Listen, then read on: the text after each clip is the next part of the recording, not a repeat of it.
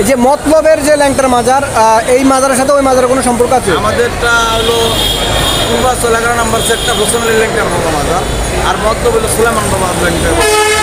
ওইখানের সাথে কোনো সম্পর্ক আছে? আমাদের দর্শক ওইখানের ওরও লাল গামছা ব্যবহার করে, আপনারাও লাল গামছা ব্যবহার করছেন? আমরা করি, কিন্তু আমাদের ল্যাংটার একটা সংযোগ আছে, এই জন্য আমরা লাল গামছা ব্যবহার করি। মতলবের ল্যাংটার মাজারে প্রকাশ্যে গাঁজা বিক্রি হয়, গাঁজা সেবন হয়, এখানে কি সেটা চলে? না না, আমাদের না, এটা চলে না। আমাদের আপনারা যাইবেন গিয়ে দেখবেন কোনো কিছু নাই। আচ্ছা, একটু আমিও বলতে চাই ভাইয়ের সাথে ভাই প্রশ্ন দিলে ল্যাংটা মাছ হয়